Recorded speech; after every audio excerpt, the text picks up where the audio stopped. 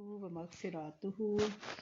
अल्हम्दुलिल्लाहि रब्बिल आलमीन। एक और दिन और एक और इंशाअल्लाह बबरकत महफिल अल्लाह करीम सबका आना बैठना अपनी रहमत ख़ास से कबूल फरमाए और हमारे दिलों पे सकीनियत नाज़िल फरमाए और हमारे अजसाम में से बीमारियों को निकालें, वो रूह की हों या जिस्म की हों, और इंशाअल्लाह अपने मुक़र्रबीन में हमें यहाँ भी और वहाँ भी शामिल रखें उसकी रहमत से। एक क्वेश्चन ऐसा था कि जो बहुत पूछा जाता है कि ज़कात क्या औरत ने अपने ज़ेवर की देनी है, और हमारे मियाँ ये कहा गया कि नमाज़ पढ़ते हैं, सारा कुछ करते हैं, ऑफ एंड ऑन सदका भी देते हैं, लेकिन ज़कात का कोई हिसाब किताब नहीं, और ऐसे यानी गिन के माप तोल के ज़कात देने का हमारे यहाँ कोई वो सिलसिला नहीं है। तो ये सवाल ऑफ एंड ऑन पूछे जाते रहे। तो असल में हुआ ये शायद कि दुनियावी तालीम ने हमें इतना मसरूफ़ रखा कि हमें अंदाज़ा ही ना हुआ कि ये जिसको हम टैक्स समझ रहे हैं खुदा न खास्ता, ये टैक्स नहीं है। हमें ना तो बताया गया डिटेल के साथ, और ना ही कुरान और सुन्नत के अहकाम हमें पता चले, और ना ही हमने इसको इस संजीदगी से लिया कि जिस तरह से नमाज हम पढ़ रहे हैं इतनी ही ज़रूरी ज़कात भी है। ये हम पे किसी ने यानी क्लियर नहीं किया बदकिस्मती से, और हम ने बचपन से 55 तक हम इसी चक्कर में रहे कि ये पैसा क्योंकि हमने कमाया है तो हमारा है, हम लोगों पे क्यों खर्च करें।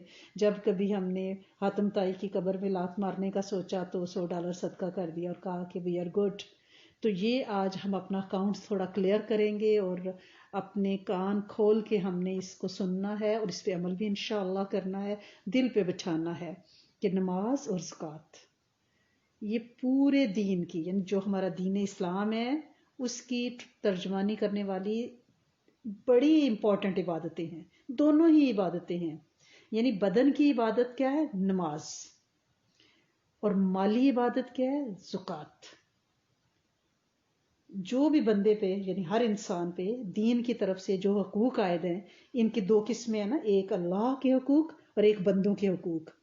नमाज अल्लाह का हक है और ज़कात अल्लाह के बंदों का हक है, क्योंकि हमारे माल में हमने जो माल कमाया हमने समझा ये हमारा ज़ाती है, नहीं, ये रब ने हमें जो माल दिया है उन लोगों का हिस्सा भी इसमें डाला है, और वो देखना चाहता है, वो आजमाना चाहता है कि क्या हम उनके हकदारों और रिश्तेदारों तक सिला रहमी, सदका, ज़कात, लिल्लाह, खैरात हम ये लोगों तक पहुंचाते हैं।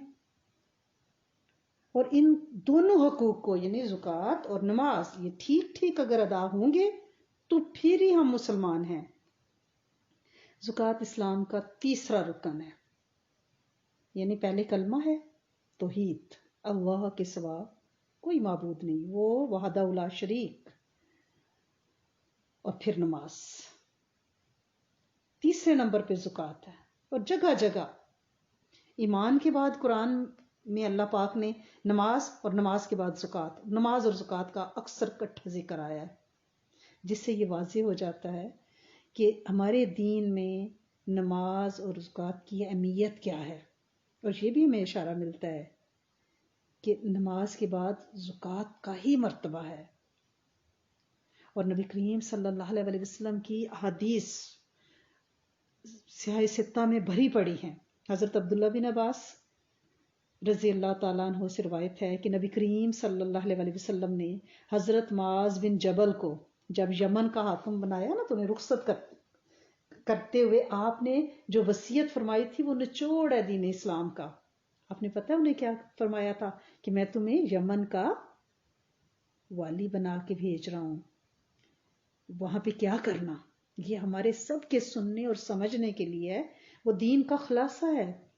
तुम वहां उन लोगों में पहुंच रहे हो जिनको किताब दी गई थी, तुम उनको सबसे पहले शहादत ईमान की दावत देना कि अल्लाह के सिवा कोई माबूद नहीं, और ये कि नबी करीम सल्लल्लाहु अलैहि वसल्लम अल्लाह के रसूल हैं। जब वो इस हकीकत का इतराफ़ कर लें यानी इस्लाम ले आए, जैसे अब हम हैं अल्हम्दुलिल्लाह रब्बिल आलमीन, तो क्या उनको बताना कि और इनको बताओ कि अल्लाह ने इन पर दिन और रात में 5 वक्त की नमाजें फ़र्ज की हैं। जब वो इसको भी मान लें تو انہیں بتاؤ کہ اللہ نے ان پر زکوٰۃ فرض فرمائی ہے، جو ان کے خوشحال افراد یعنی جو کھاتے پیتے لوگ ہیں، خوشحال افراد سے وصول کی جائے گی، نادار اور حاجت مندوں میں تقسیم کی جائے گی۔ جب وہ اس بات کو تسلیم کر لیں اور زکوٰۃ وصول کرنے میں ان کے اچھے اچھے مال چھانٹ چھانٹ کر نہ لینا، یعنی وہ سارے مال پہ ہوگی، یہ نہیں ہے کہ کوئی باغ ہے، کوئی زیورات ہیں تو اس میں سے قیمتی قیمتی چن کے نہیں، وہ ایز اے ہول ٹوٹل جو مال ہے اس کی پرسنٹیج لی جائے گی۔ اور مظلوم کی بد دعا سے بچے رہنا، کیونکہ اللہ اور مظلوم کے درمیان کوئی پردہ حائل نہیں ہے، یعنی مظلوم چاہے نان مسلم ہی ہو، اس کے اور اللہ کے درمیان کوئی پردہ حائل نہیں ہے، اس کی ہر عرش پہ جاتی ہے۔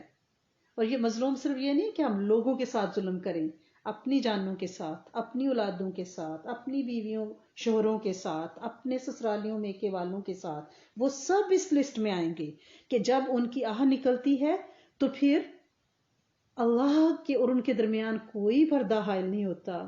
کسی کا فون آیا بہت دکھیاری بچی کا، تو اس نے کہا کہ کس طرح سے ہم معاشرے میں کیسے لوگ تھے کہ ہم نے سوچا نہیں تھا کہ اگلی ہماری 20 نسلیں کبھی مالی پریشانی کا شکار ہوں گی۔ بلینرز تھے ہم، کہتی ہیں پچھلے 10 سالوں میں ہمارا 90 ڈگری کا ایسا ہمیں وہ لگا ہے، زاویے پہ ہم گئے ہیں کہ ہم ترس گئے ہیں روٹی روزی کو،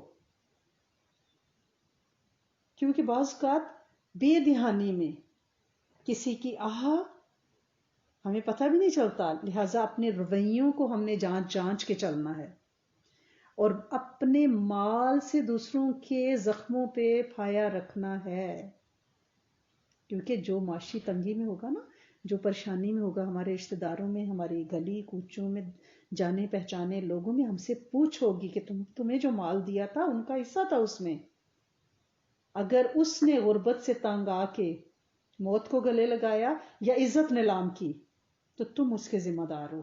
ہم اپنے کمفی کوزی گھروں میں سکھ سے جییں اور ہم تو کسی کو کوئی نقصان نہیں پہنچا رہے، ہم تو بس اپنی 5 نمازیں پڑھتے ہیں اور اپنے گھر میں رہتے ہیں۔ نہیں نہیں نہیں نہیں نہیں، ہم سے پوچھ ہونی ہے، کیونکہ یہ بھی ظلم ہے کہ ہمارے پاس مال ہو اور ہم کسی دوسرے پہ خرچ نہ کریں اور غریب لوگوں کی عزتیں جو ہے نیلام ہوتی رہیں۔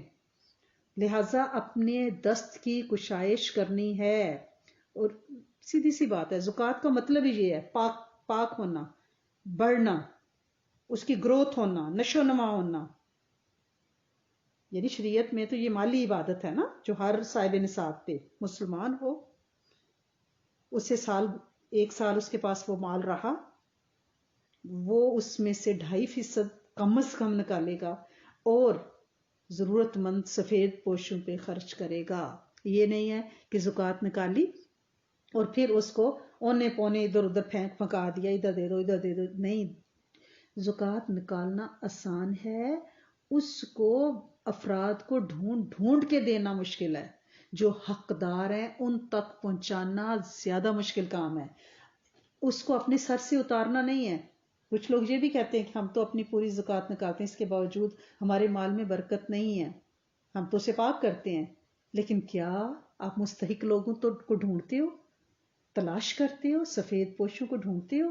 اور آپ کو پتہ ہے نا کہ اگر کوئی سفید پوش شخص جو سوال نہیں کرتا، اگر وہ بھوکا سوتا ہے، فاقے سے سوتا ہے، ہم سے پوچھ ہونی ہے، لہٰذا تلاش کرنا ہے۔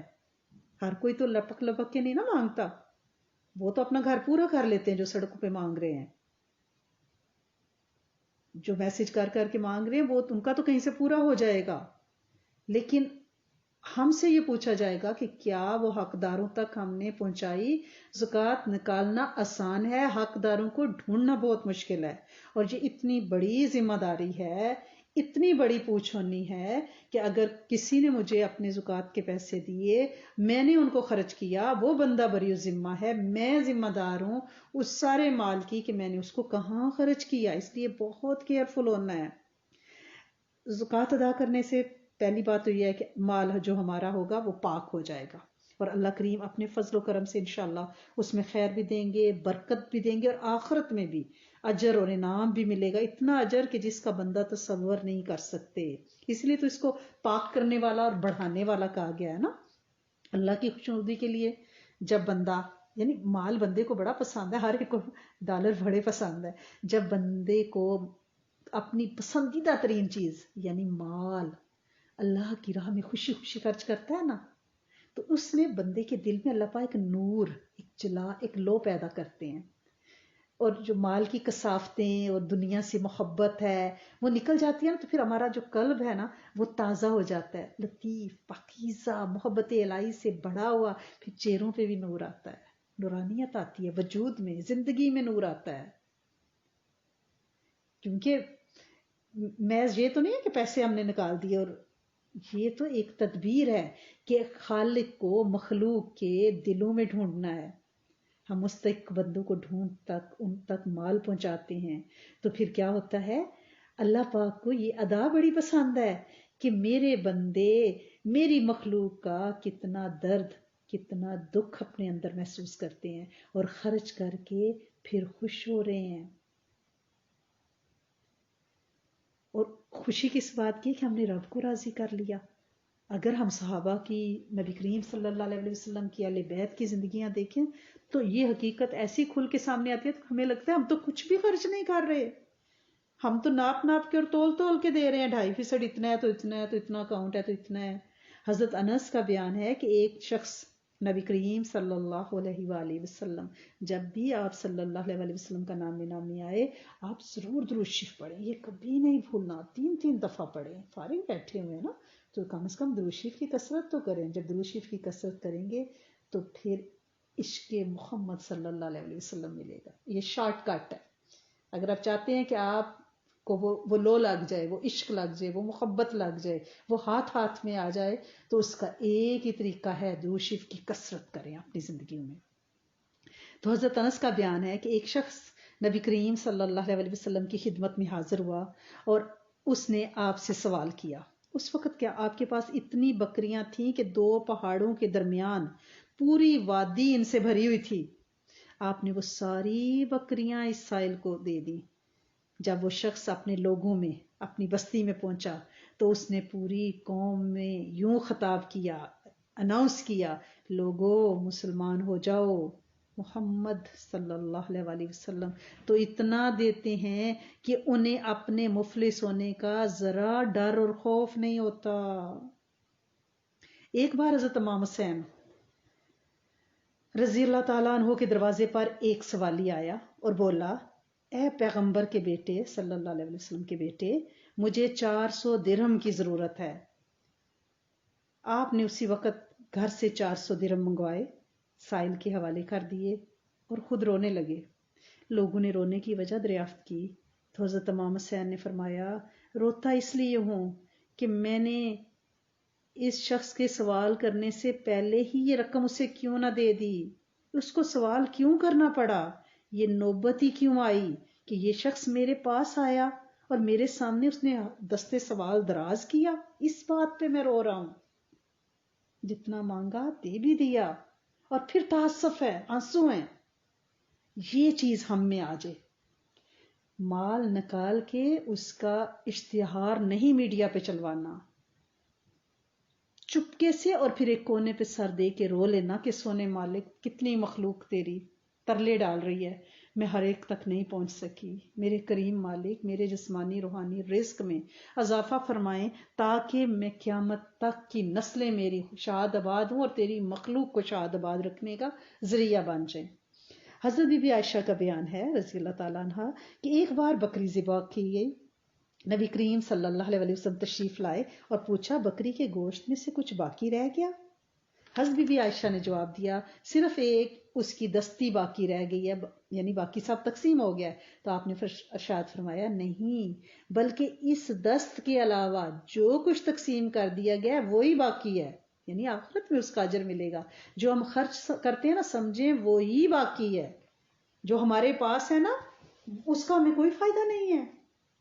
وہ جو خرچ ہوا ہے نا اس کا جو اجر آخرت میں ملے گا اس کا تو کوئی گمان نہیں کر سکتے. حضرت بی بی اسما بنت ابی بکر رضی اللہ تعالیٰ عنہ کا بیان ہے کہ نبی کریم صلی اللہ علیہ وسلم نے ان سے فرمایا، آپ کو پتہ ہے نا بی بی اسما جو ہیں حضرت بی بی عائشہ صدیقہ کی بہن ہے، اور جب ہجرت کے موقع پہ نبی کریم صلی اللہ علیہ وسلم نکلے تھے حضرت ابوبکر صدیق کے ساتھ، تو توشہ دان انہوں نے اپنا دامن پھاڑ کے تو توشہ دان جو ہے وہ باندھ کے دیا تھا. تو حضرت بی بی اسما کہتی ہیں کہ مجھے نبی کریم صلی اللہ علیہ وسلم اس طرح فرمایا، خدا کے بھروسے پر فراغ دستی سے اس کی راہ میں خرچ کرتی رہو، یعنی کھلے ہاتھ سے، گنتی شمار کے چکر میں مت پڑو. اگر تم اس کی راہ میں گن گن کر دو گی تو وہ بھی تمہیں گن گن کر ہی دے گا. اور دولت کو سینت سینت کر نہ رکھو، ورنہ خدا بھی تمہارے ساتھ یہی معاملہ کرے گا اور تم پر بے حساب دولت نہیں انڈیلے گا. لہذا جہاں تک ہمت باندھ سکو کشادہ دستی کے ساتھ رب کی راہ میں خرچ کرو. صحیح مسلم، صحیح بخاری. گن گن کے نہیں ہم نے تو ابھی $50 پچھلے منتھ دیے تھے، نہیں کھلے ہاتھ سے انڈیلیں، وہ بھی بے حساب دیں، بے حساب مال آئے گا انشاءاللہ العزیز. اور رزق ہمیشہ جسمانی اور روحانی دونوں مانگیں، روح کا رزق ضرور مانگیے گا، روح کمزور نہ رہ جائے. حضرت ابو ہریرہ رضی اللہ تعالیٰ عنہ کا بیان ہے کہ نبی کریم صلی اللہ علیہ وسلم نے فرمایا، اللہ تعالیٰ اپنے ہر بندے سے کہتا ہے، اے آدم کے فرزند میری راہ میں خرچ کیے جا، میں تجھے اپنے اتھاہ خزانوں میں سے دیتا رہوں گا. یہ بھی صحیح مسلم صحیح بخاری میں ہے. حضرت ابو ذر رضی اللہ تعالیٰ عنہ بیان کرتے ہیں، میں ایک بار نبی کریم صلی اللہ علیہ وسلم کی خدمت میں حاضر ہوا. آپ صلی اللہ علیہ وسلم اس وقت کعبہ کے سائے میں آرام فرما رہے تھے. مجھے دیکھا تو فرمایا، رب کعبہ کی قسم وہی لوگ بڑے گھاٹے میں ہیں. میں نے پوچھا، میرے ماں باپ آپ پر قربان، بتائیے وہ کون لوگ ہیں جو زبردست گھاٹے میں ہیں؟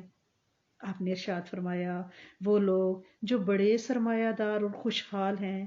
ہاں، ان میں سے وہی گھاٹے اور خسارے سے محفوظ ہیں جو کشادہ دلی کے ساتھ آگے پیچھے دائیں بائیں اپنی دولت رائے خدا میں صرف کر رہے ہیں. مگر دولت مندوں میں سے ایسے لوگ بہت ہی کم ہیں. یہ ہمارے لیے عبرت کا مقام ہے. یہ بھی صحیح بخاری اور صحیح مسلم میں ہے کہ سرمایہ داروں میں بہت کم ایسے ہیں جو کثرت سے خرچ کرتے ہیں.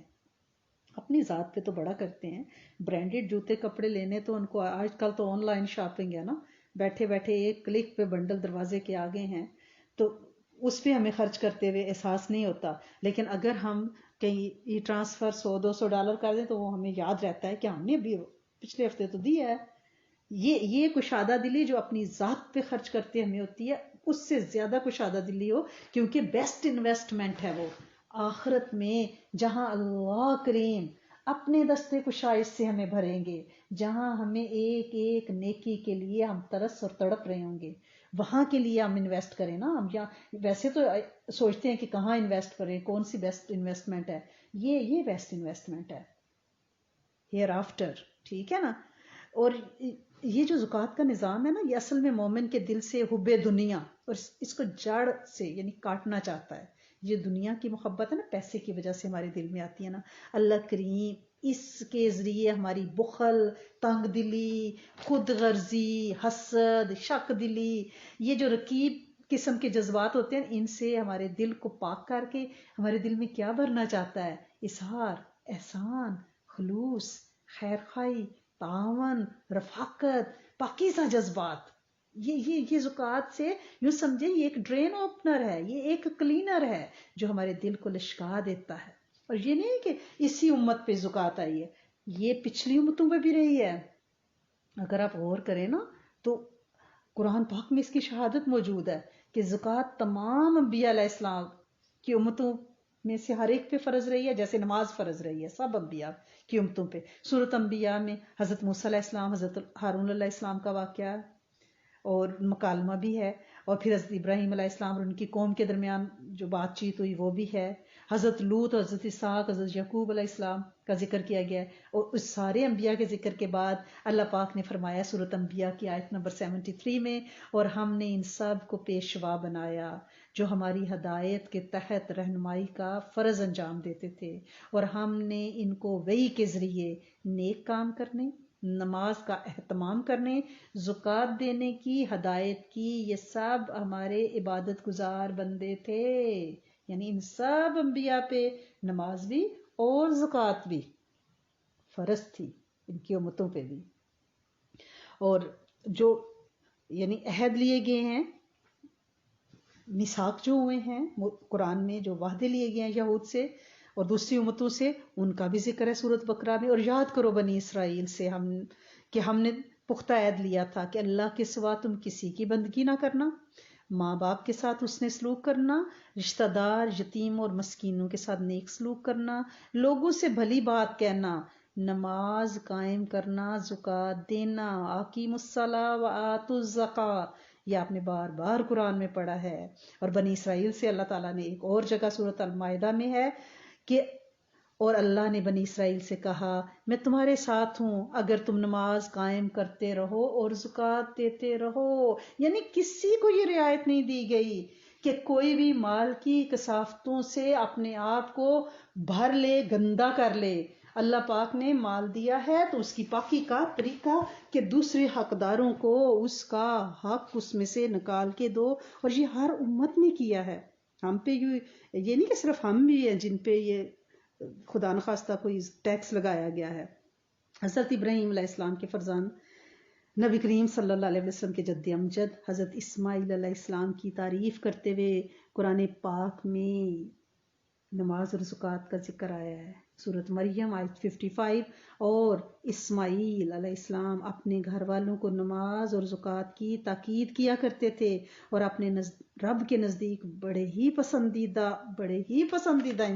انسان تھے. اور حضرت عیسیٰ علیہ السلام بھی سورۃ مریم آیت نمبر 31.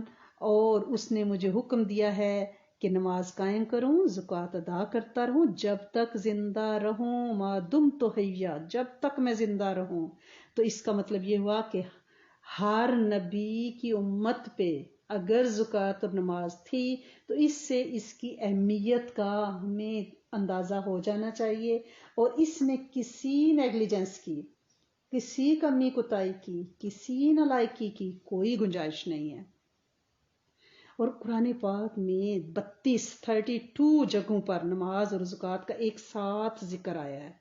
اقیموا الصلاۃ وآتوا الزکوٰۃ، یعنی بدنی عبادت اور مالی عبادت، رب کی رضا، بندوں کو راضی رکھنا. اور سورۃ توبہ میں تو اللہ پاک نے برات کا اظہار کیا ہے، مشرکین سے بیزاری کا اظہار، کہ وہ جب تک کہ توبہ نہ کریں نماز اور زکوٰۃ پر کاربند نہ ہو جائیں. آیت نمبر 11 میں ہے سورۃ توبہ کی. اور اگر یہ کفر اور شرک سے توبہ کر لیں اور نماز قائم کریں، زکوٰۃ دیں تو پھر یہ تمہارے دینی بھائی ہیں. یہ آیت ہمیں صاف بتا رہی ہے کہ نماز اور زکوٰۃ ایمان اور اسلام کی پکی علامت، قطعی شہادت ہے. اس لیے تو قرآن پاک میں زکوٰۃ نہ دینا مشرکوں کا وصف ہے نا. مشرک ہیں جو زکوٰۃ نہیں دیتے، مشرکوں کا عمل قرار دیا گیا ہے. کیا خدا نخواستہ ہم اس لسٹ میں آنا چاہتے ہیں؟ سورۃ فصلت میں ہے کہ اور تباہی ہے ان مشرکوں کے لیے جو زکوٰۃ نہیں دیتے، یہی لوگ ہیں جو آخرت کے منکر ہیں. اور حضرت ابو بکر صدیق کے بارے میں آپ نے بڑی ڈیٹیل سے پڑھا ہے کہ انہوں نے منکرین زکوٰۃ کے ساتھ کیا سلوک کیا. انہیں اعلان فرمایا تھا کہ یہ لوگ دور رسالت میں جو زکوٰۃ دیتے تھے، اگر اس میں سے بکری کا ایک بچہ بھی روکیں گے تو میں ان کے خلاف جہاد کروں گا. حضرت ابو بکر صدیق رضی اللہ تعالیٰ عنہ جب یہ بات ہو رہی تھی تو حضرت عمر نے ان کو ٹوکا کہ آپ ان لوگوں سے بھلا کیوں جہاد کر سکتے ہیں جو کہ کلمہ پڑھ رہے ہیں. حالانکہ نبی کریم صلی اللہ علیہ وسلم کا ارشاد ہے کہ جو شخص لا الہ الا اللہ کہہ دے تو اس کی جان و مال میری طرف سے محفوظ ہوگا. تو حضرت صدیق اکبر نے پتہ ہے کیا فرمایا؟ سختی سے انہوں نے فرمایا خدا کی قسم جو لوگ نماز اور زکوٰۃ کے درمیان فرق کریں گے میں ان کے خلاف لازماً جنگ کروں گا. یعنی نماز اور زکوٰۃ کلمے کا ہی جڑا ہوا حصہ ہیں. ایمان مکمل ہی نہیں ہو سکتا. یعنی یہ کہنا کہ ہم مسلمان ہیں، ہم نماز تو پڑھ رہے ہیں لیکن زکوٰۃ کا ہم حساب کتاب نہیں رکھتے، کوئی اجازت، کوئی گنجائش نہیں ہے. اس میں تفریق ہو ہی نہیں سکتی. حضرت عبداللہ بن مسعود رضی اللہ تعالیٰ عنہ کا ارشاد ہے کہ ہم کو نماز پڑھنے اور زکوٰۃ دینے کا حکم دیا گیا ہے، اور جو شخص زکوٰۃ نہ دے اس کی نماز بھی نہیں ہے. یہ طبرانی شریف میں ہے. جو زکوٰۃ نہیں پورے حساب کتاب سے دیتا اس کی نماز بھی نہیں ہے. اور قرآن پاک میں تو اللہ پاک نے ان لوگوں کو بے ہدایت یعنی ہدایت سے محروم قرار دیا جو زکوٰۃوں سے غافل ہیں. سورۃ بقرہ کی آیت نمبر 2 اور 3 ہدی للمتقین الذین یؤمنون بالغیب جو آپ پڑھتے ہیں. ہدایت ہے ان متقیوں کے لیے جو غیب پر ایمان لاتے ہیں، نماز قائم کرتے ہیں، جو کچھ ہم نے انہیں دیا ہے اس میں سے رب کی راہ میں خرچ کرتے ہیں. یعنی سچے مومن ہیں ہی وہ جو زکوٰۃ دیتے ہیں. سورۃ انفال میں ہے آیت نمبر 3 اور 4 میں کہ جو نماز قائم کرتے ہیں اور جو کچھ ہم نے ان کو دیا ہے اس میں سے رائے حق میں خرچ کرتے ہیں، حقیقت میں یہی سچے مومن ہیں. آپ صلی اللہ علیہ وسلم کی ایک حدیث مبارکہ ہے، ذرا دھیان سے سنیں. سخی آدمی اللہ کے قریب ہے، جنت کے قریب ہے، بندگان خدا کے قریب ہے، جہنم سے دور ہے. اور بخیل یعنی کنجوس خدا سے دور ہے، جنت سے دور ہے، بندگان خدا سے دور ہے، جہنم سے قریب ہے. اور یہ حقیقت ہے کہ ایک جائل سخی ایک عابد بخیل کے مقابلے میں اللہ کے نزدیک زیادہ پسندیدہ ہے. یعنی بندہ عبادت کرتا ہے اور بخیل ہے، اس سے بہتر اللہ کے نزدیک کون سا بندہ ہے جو جاہل ہے، کچھ نہیں جانتا لیکن سخی ہے. آپ کو پتہ ہے نا کہ فرعون موسیٰ جس دن وہ پانی میں ڈوبا ہے اس کے دسترخوان پہ ایک بھی شخص کھانا کھانے والا نہیں تھا.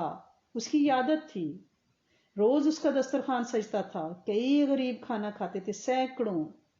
جب اس کا وزیر حامان آیا تو اس نے کہا اس طرح تو میں نے حساب کتاب لگا کے دیکھا اتنے عرصے میں تو تمہارا خزانہ خالی ہو جائے گا، تم اتنا کھانا کھلاتے ہو.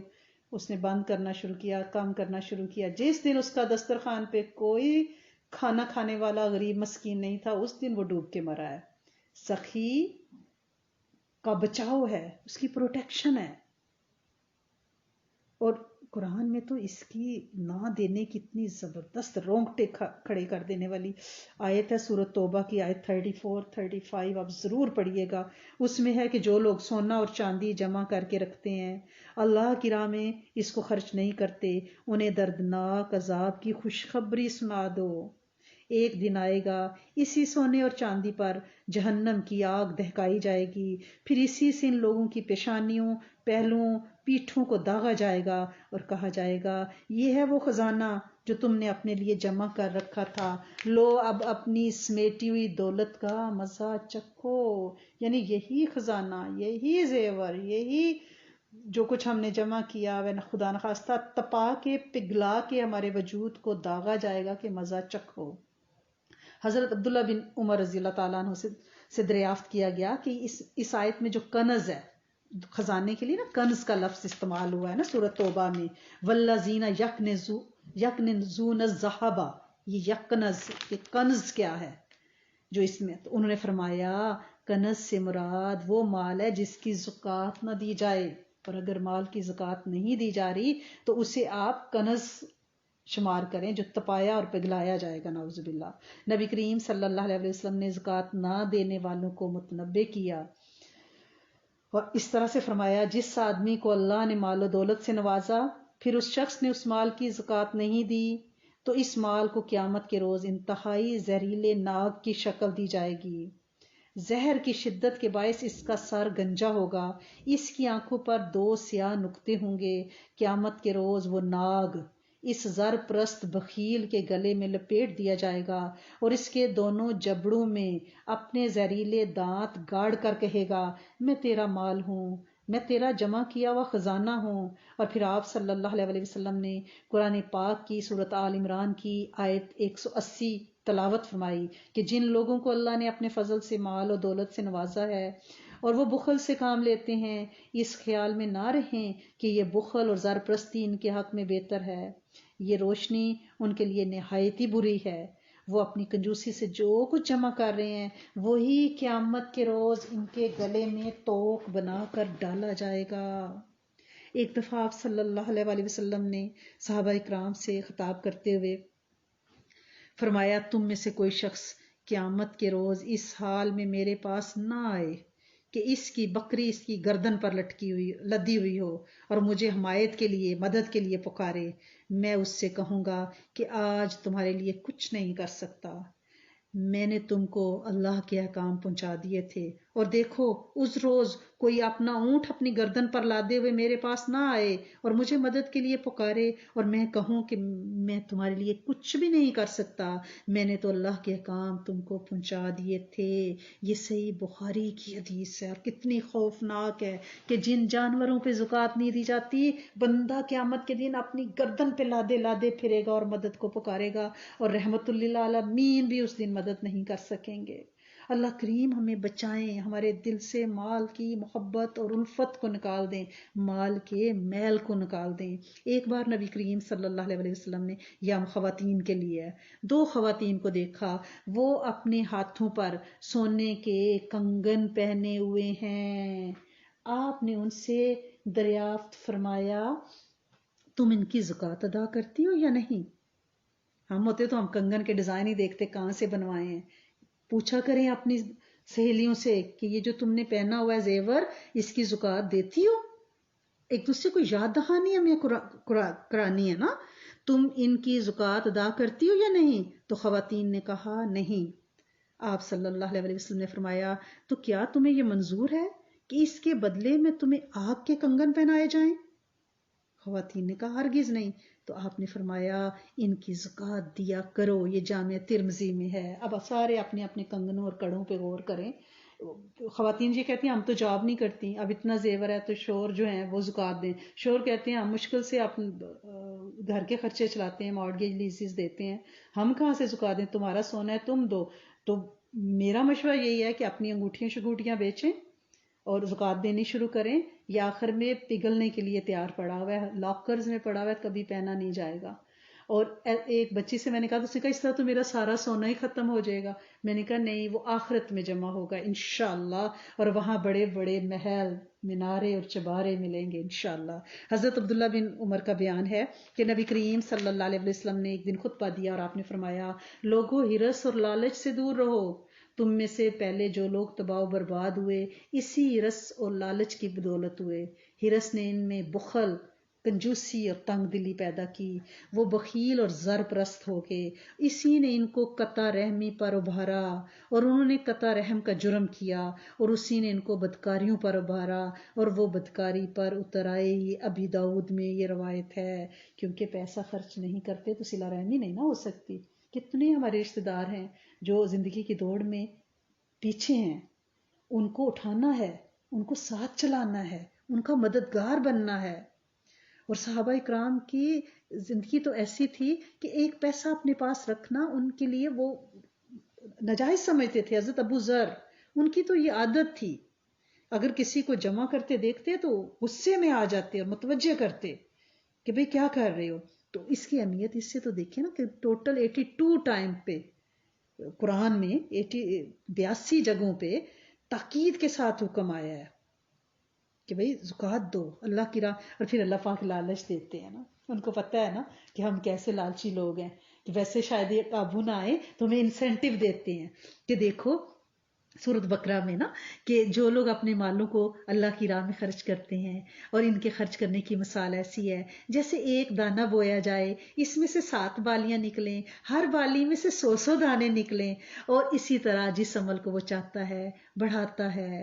اور وہ کون ہے؟ وہ واسع علیم ہے، فراغ دست علیم ہے۔ جیسے کسان اپنی جھولی میں دانے ڈال کے خدا کی زمین کے حوالے کر دیتا ہے، یوں پھینک دیتا ہے، اور پھر بارش کی دعا کرتا ہے، آس لگا لیتا ہے، تو پروردگار الہ العالمین اس کے ایک ایک دانے کے بدلے میں سینکڑوں دانے عطا فرما کے اس کی کھیتی کھلیان کو بھر دیتے ہیں۔ تو اللہ پاک نے یہ واقعہ، یہ تمثیل بنا کے ہمارے ذہن نشین کرایا ہے کہ تمہارے ایک ایک دانے کے عوض میں ویسے ہی بالیاں بھر کے دوں گا، اور 700 اور اس سے زیادہ اپنی رحمت سے۔ کیونکہ یہ جب آیت ختم ہوتی ہے نا تو اللہ پاک فرماتے ہیں واللہ واسع علیم، اللہ بڑی وسعتوں والا، سب جانتا ہے۔ پھر سورۃ روم میں اور جو زکوٰۃ تم اللہ کی خوشنودی حاصل کرنے کے لیے دیتے ہو اسی کے دینے والے दरअसल अपना माल बढ़ा रहे हैं। बजाय तो शैतान हमें ये धोखा देता है ना कि माल कम हो जाएगा, जैसे उस बच्ची ने कहा 100 तोले उसके पास सोना है, 100 तोले माशाल्लाह बारकल्लाह, लेकिन वो कहती है वो आंटी वो मेरा तो सारा ही खत्म हो जाएगा ना अगर मैं हर दफा एक आध कड़ा चूड़ी बेच के उसके देना शुरू करूंगी।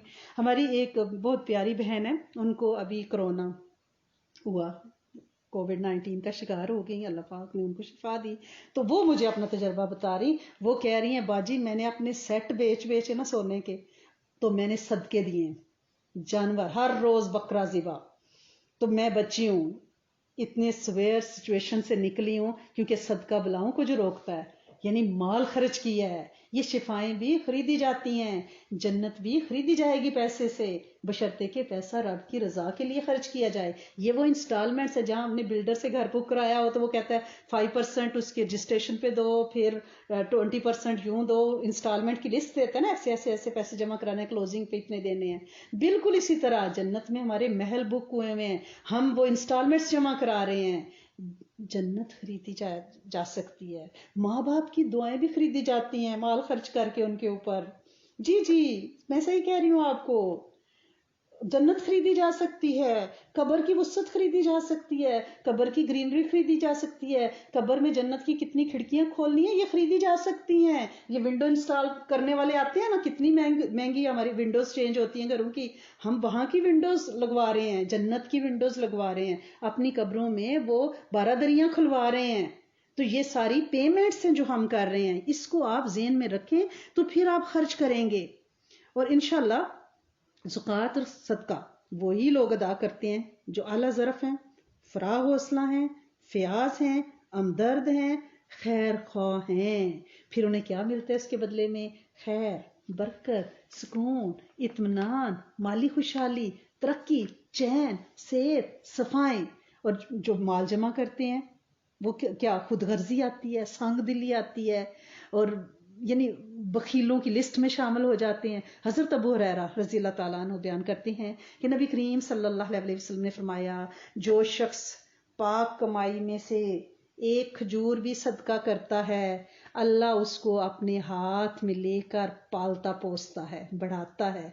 जिस तरह तुम अपने बच्चे की परवरिश करते हो ना, वैसे ही जिस तरह तुम अपने बच्चे की परवरिश करते हो, यहाँ तक कि वो जो पौधा है ना जो सदका का खजूर का हमने दिया है, वो एक पहाड़ के बराबर हो जाता है। ये बुखारी शरीफ में है। सोचे तो सही, जिससे मेरा रब पाले पोसे अपनी हथेली में रख के, वो इसकी परवाह नहीं क्या होगी, वो दाना तो पहाड़ बनेगा ही ना, कि मेरा रब जिसे पालने पे तुल जाए।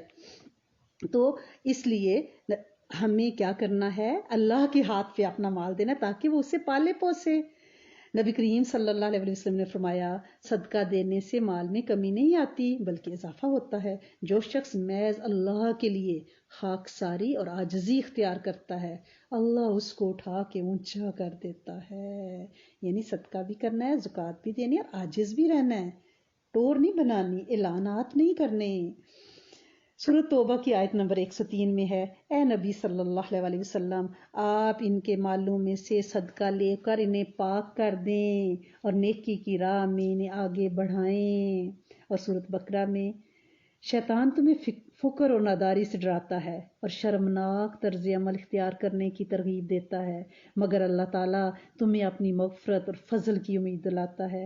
बड़ा ही फ़राग़ दस्त और इल्म वाला है, जिसको चाहता है हिकमत अता करता है। जिसको हिकमत मिल गई, दर हकीकत इसको बड़ी दौलत मिल गई।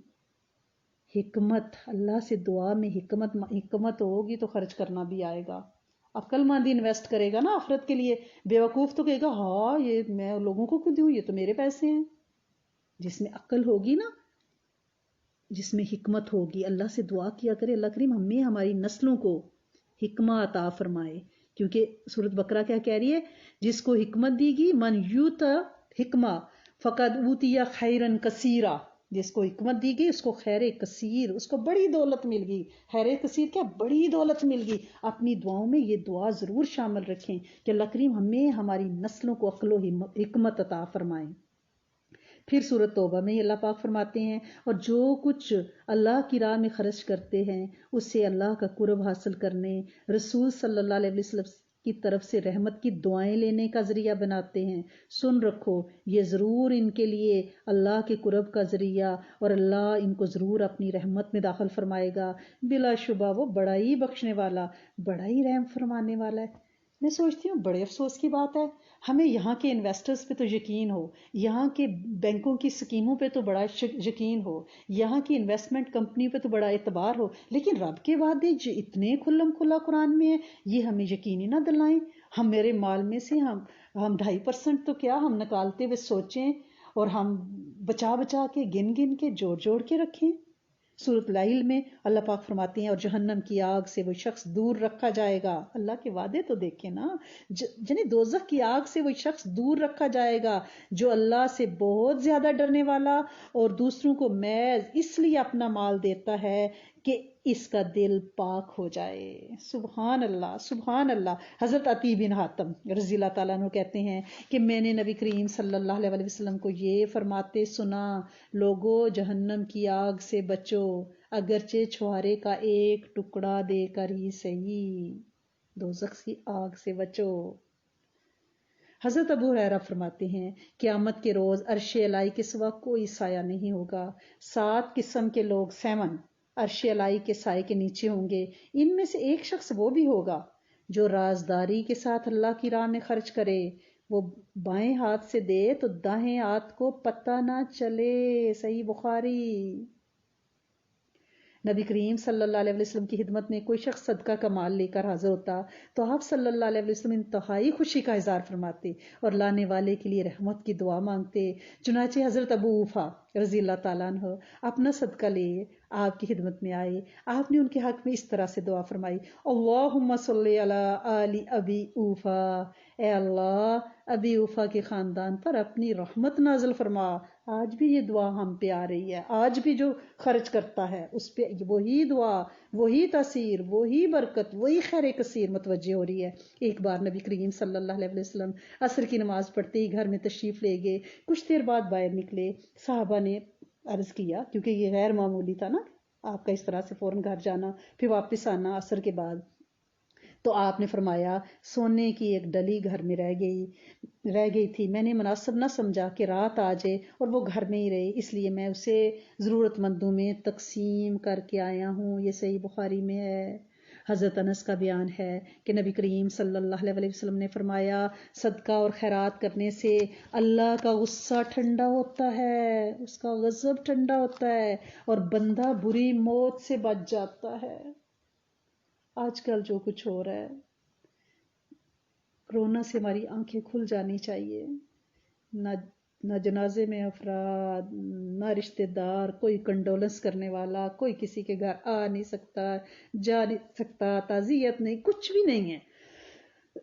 اللہ پاک محفوظ رکھتے ہیں یہ، اور انشاءاللہ غضب سے حفاظت ہے، خاتمہ بالخیر بھی ہے، جو کہ بندے کی انتہائی عارضی۔ سیدہ صبا دعا کریں گی انشاءاللہ۔ جی سیدہ صبا۔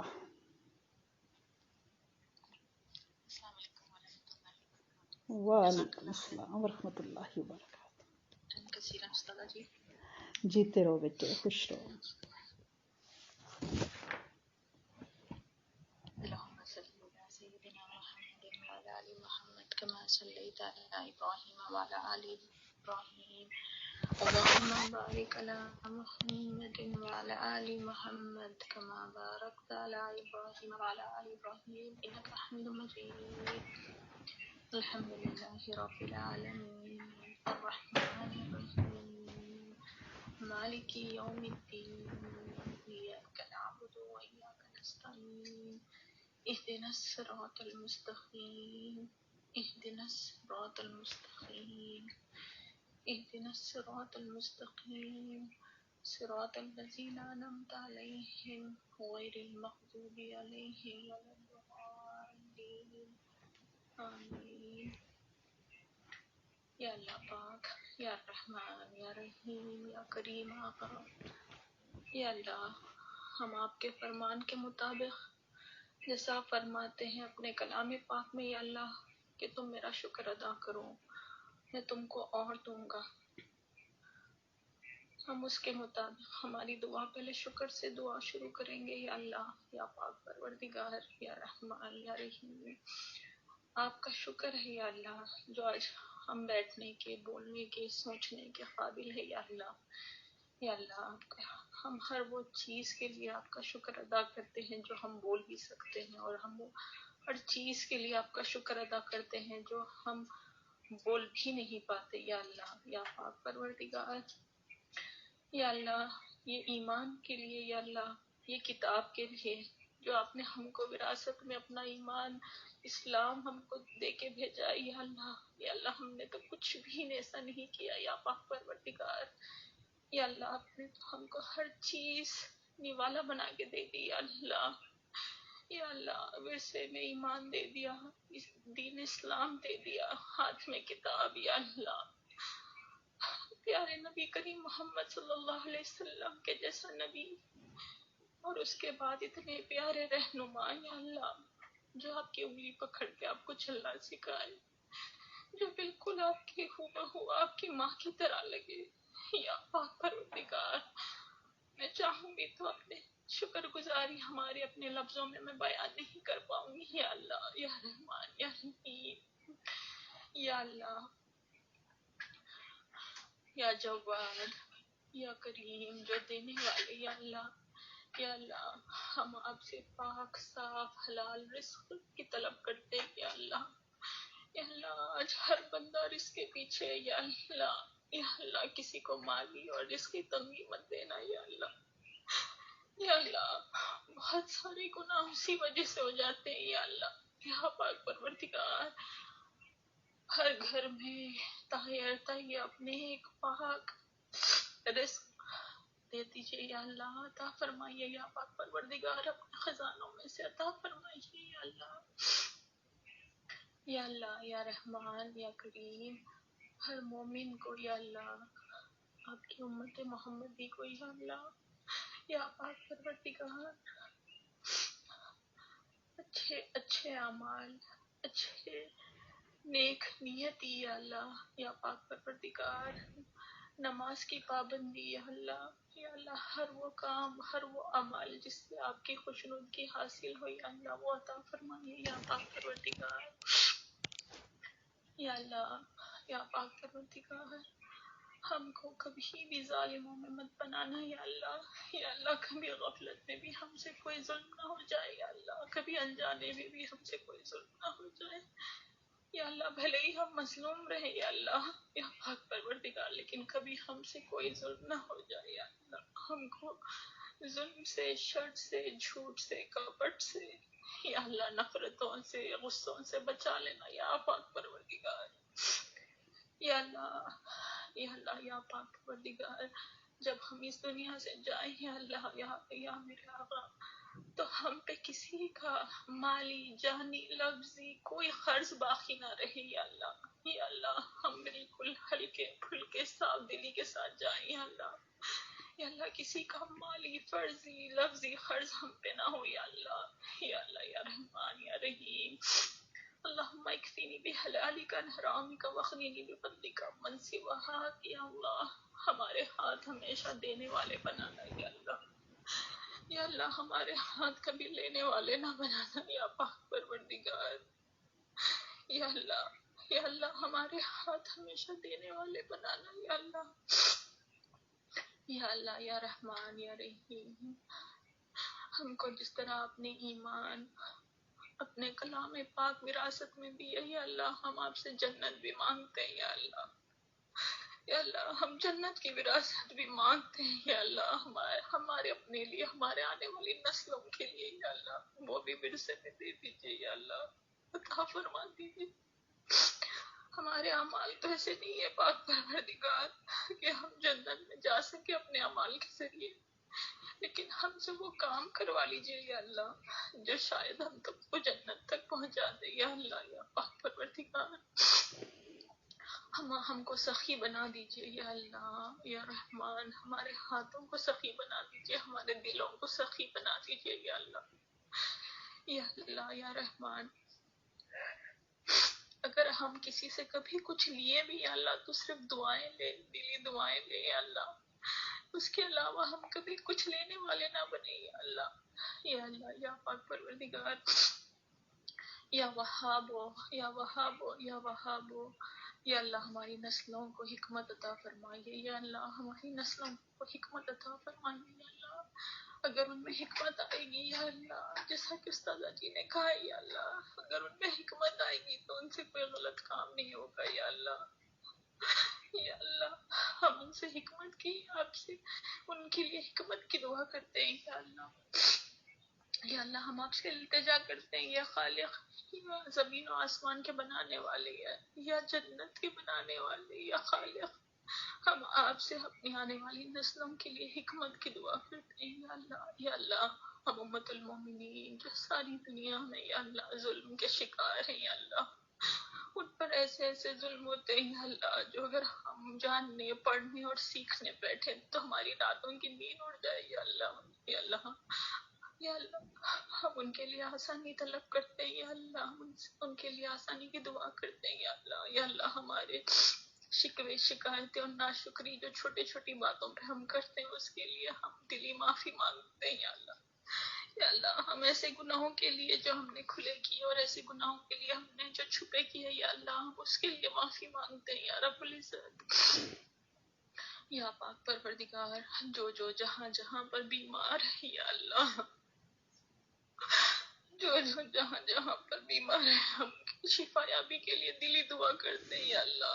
اپنے نبی کریم کے صدقے میں ان کو شفا عطا فرمائیے یا اللہ. یا اللہ صحت بہت بڑی نعمت ہے یا اللہ، صحت سب سے بڑی نعمت ہے یا اللہ. یا اللہ ان کے گھر والے تڑپ رہے ہیں یا اللہ، لوگوں سے التجا کر رہے ہیں دعاؤں میں یاد رکھنے کے لیے یا اللہ.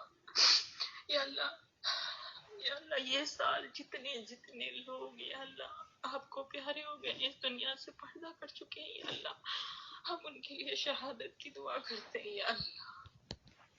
ہر دن ہی خبر ملتی ہے یا پاک پروردگار، ہم ان سارے لوگ جو یہ سال اور ہمیشہ سے جو لوگ یا اللہ آپ اس دنیا سے پردہ کر چکے ہیں اور آپ کے پاس آ چکے ہیں یا اللہ، ہم ان کے لیے مغفرت کی دعا کرتے ہیں، ان کے لیے شہادت کی دعا کرتے ہیں، ان کے خبروں کو نور سے بھر دے یا اللہ. یہاں پاک پروردگار یا اللہ ہم کو بھی خاتمہ بالخیر عطا فرمائیے یا اللہ.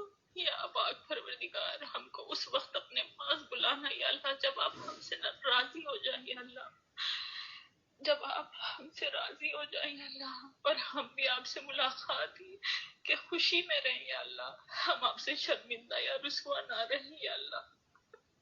یا پاک پروردگار یا اللہ ایسی کوئی بیماری نہ دینا یا اللہ جس سے ہمارا ستر کھل جائے یا اللہ.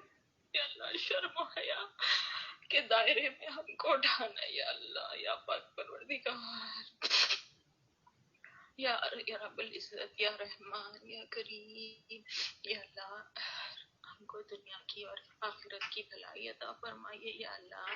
ربنا آتنا فی الدنیا حسنۃ وفی الآخرۃ حسنۃ وقنا عذاب النار، عذاب القبر، عذاب الحشر، عذاب المیزان، وادخل جنت مع الابرار.